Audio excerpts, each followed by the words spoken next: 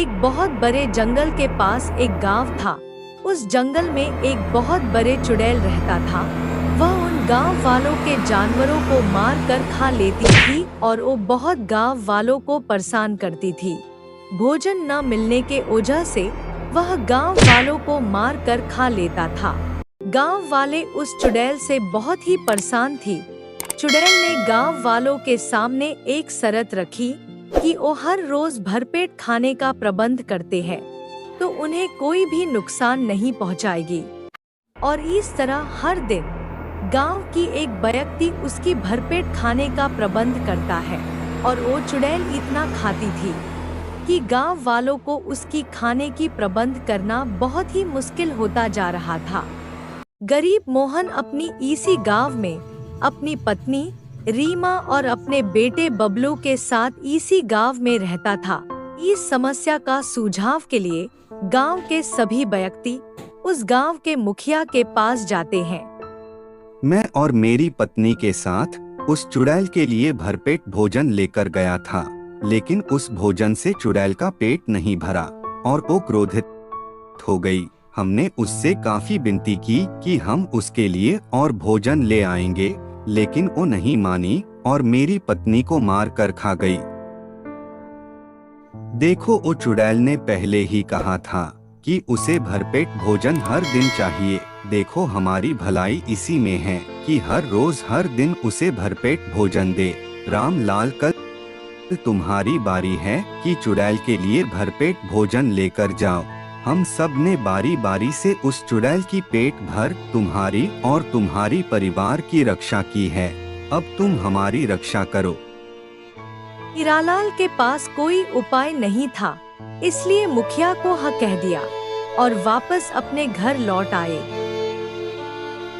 अपनी पत्नी से कहते हैं, सुनो, घर में जितना भी खाना है सब इकट्ठा कर दो। आज दोपहर को ही चुड़ैल के पास लेकर जाना है। आज चुड़ैल की भरपेट खाना खिलाने की बारी हमारी है। रामलाल की पत्नी अंदर रसोई घर में जाती है और सारी बर्तनों को खंगालती है और उसमें थोड़े से गेहूं और थोड़े चावल होते हैं और वो उदास होकर रामलाल के पास आती है। अरे, घर में खाने के लिए तो कुछ भी नहीं है, थोड़े से चावल है और थोड़ा गेहूं बचा है, इससे क्या होगा? उससे तो चुड़ैल का पेट कैसे भरेगा जी? पता नहीं, लेकिन तुम इसी से आतिश व्यंजन बना दो।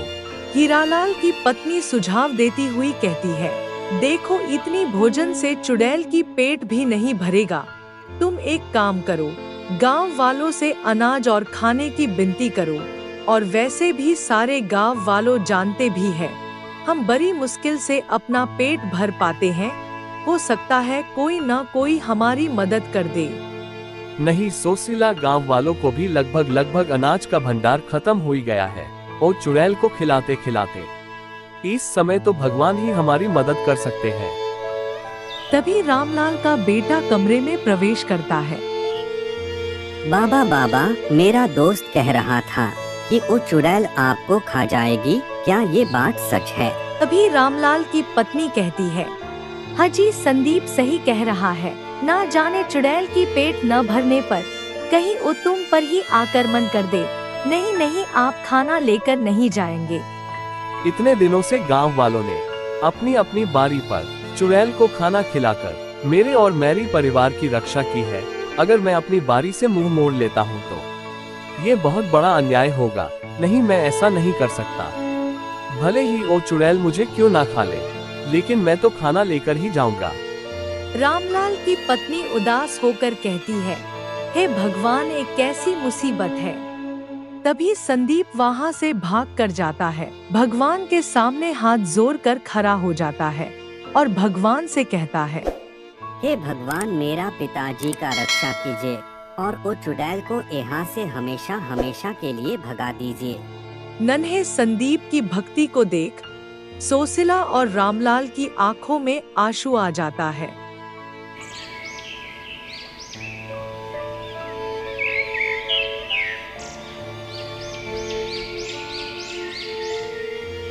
सोशिला एक संदूक में से डिब्बा निकालता है। सोशिला, ये क्या है? पता नहीं, मेरे पिताजी ने अंतिम समय में दिया था। और उनका उनके पिताजी ने और हमारे दादाजी ने पिताजी को दिया था। मेरे पिताजी ने कहा था कि बेटी, अगर तुम पर कोई बड़ा मुसीबत आ जाए तभी इस संदूक को खोलना। आज आपके प्राणों पर संकट आया हुआ है, इससे बड़ा संकट क्या हो सकता है। चलिए इसको खोलते हैं। रामलाल उस डिब्बे को खोलते हैं तो उसमें से एक पुराना खरा और एक कोरा कागज निकलता है। हाथ में कोरा कागज लेते हुए कहती है, ये क्या? ये तो मेरे दादाजी के कड़ा है, पर एक कागज इसमें क्यों है? दादाजी ने ससुर जी को करा और कागज क्यों दिया होगा? ऐसा क्या है इसमें? पता नहीं, लेकिन ये बुजुर्गों का आशीर्वाद है, अपने ही पास रखना इसे। रामलाल उस करे को पहन लेता है और उस राक्षस के पास जाने के लिए तैयार हो जाता है और सोसिला सरा खाना उस टोकरे में सरियार कर रख देता है। तब रामलाल सोसिला से कहते हैं, मैं वापस लौटूंगा कि नहीं, तुम हमारा प्रतीक्षा करना और बच्चों का ख्याल रखना। ठीक है, मैं चलता हूँ। रामलाल जंगल में भोजन लेकर चला जाता है।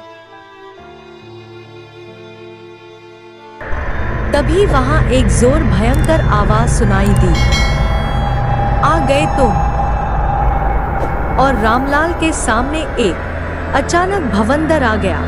उसमें से एक भयंकर चुड़ैल प्रकट हुआ। गुस्से में वो चुड़ैल एक पेड़ उखाड़ कर फेंक दिया और जोर जोर से हंसने लगी और बोलती है, आ गया तुम। मुझे बहुत जोर से भूख लगा है, जल्दी से मेरा भोजन लाओ, मैं कब से भूख से तड़प रहा हूँ। उसी वक्त रामलाल अपने टोकरी से थोड़ा बहुत भोजन निकालता है जो घर से ले आया था, उसे चुड़ैल को दे देता है। जल्दी लाओ, मुझे बहुत जोर भूख लगी है, नहीं तो मैं तुम्हें खा जाऊंगी। मेरे पास बस इतना ही भोजन है। बस इतना ही है? तुम मजाक तो नहीं कर रहे? इतना भोजन से एक चींटी का पेट भी नहीं भरेगा। कुछ भी हो जाए, लेकिन मुझे भरपेट भोजन चाहिए, नहीं तो।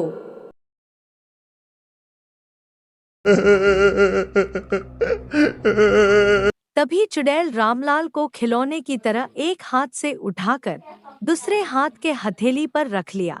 रोज रोज मैं घास भूसा खाकर उब चुका हूँ, आज तुझे मांसाहार करूंगी, बड़ा मजा आएगा। छोड़ दो मुझे, छोड़ दो, हे भगवान मुझे बचाओ।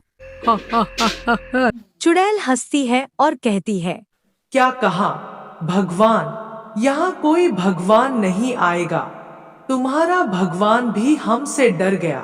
तुम्हें मैं काचा खाऊं या पकाकर? चलो मैं पकाकर खाती हूँ। जोर जोर से लगा। तभी उसका आंखों का एक आंसू उस करे पर जा गिरा। करे पर गिरते ही एक तेज रोशनी प्रकट हुई। वो रोशनी रामलाल के अंदर समा गया। रोशनी समाते ही रामलाल अदृश्य हो गया। चुड़ैल कहती है, कपटी छल करता है, तू क्या सोचता है तुम बच जाएगा? मैं तुम्हें नहीं छोड़ूंगा। रामलाल चिंटी से भी छोटा आकार में आ जाता है। चुड़ैल उसे बहुत पकड़ने की कोशिश करती है, लेकिन रामलाल कभी चुड़ैल की अंगुलियों में से छटक कर भाग जाता है। लेकिन चुड़ैल का हाथ नहीं आता है और चुड़ैल हार थक कर बैठ जाता है। तुम इस तरह नहीं बैठ सकते, आओ तुम मेरा मुकाबला करो। वो भाग कर आता है और चुड़ैल के घुटने माहे चढ़ जाता है। चुड़ैल थकी हुई होती है और चुड़ैल को फिर से गुस्सा आता है और फिर से खड़ा हो जाता है। इस बार रामलाल अपना रूप बदल कर चुड़ैल के बराबर हो जाता है और उसे जोर से ढाका मारता है, जिससे चुड़ैल बहुत दूर जाकर गिरा। और चुड़ैल कहती है, अब तू नहीं बचेगा। चुड़ैल हाथ ऊपर करती है और हाथ में से आग निकालती है। चुड़ैल तेजी में भागती हुई रामलाल के पीछे पीछे जाता है, लेकिन रामलाल चुड़ैल से भी ज्यादा विराट रूप धारण कर लेता है। नीचे क्या देख रही हो? इधर ऊपर देखो। चुड़ैल ऊपर देखती है और कहती है, कौन हो तुम और मुझे क्रोधित क्यों कर रहे हो? और सारे गांव वाला भी वहां आ जाता है और तभी रामलाल का ये रूप देख अचंभित रह जाता है।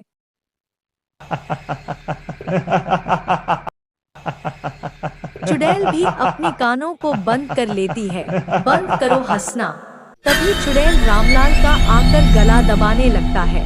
तभी उस करे में से रोशनी निकलती है और वो चुड़ैल जलने लगती है, पर एक फूंक से उस आग को भुता देती है। फिर रामलाल चुड़ैल को गाला पकड़कर कुछ दूर हवा में फेंक देती है। चुड़ैल इधर उधर गोल गोल घूमने लगता है। तभी चुड़ैल हंसते हुए बोलती है, नहीं तो मुझे धरती पर कोई मार सकता है, न आकाश में। अब मैं तुम्हें माजा चखाऊंगा। मैं सोचा तुम्हें एक मौका दिया जाए, लेकिन वो भी व्यर्थ है। लेकिन तुम मुझे 5 मिनट के अंदर नहीं मार कर खा जाऊंगा।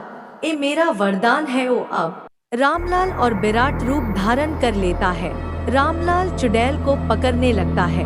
थोड़ी दूर भागने के बाद रामलाल चुड़ैल को गाला पकड़ लेता है और दोबारा से हवा में फेंक देता है।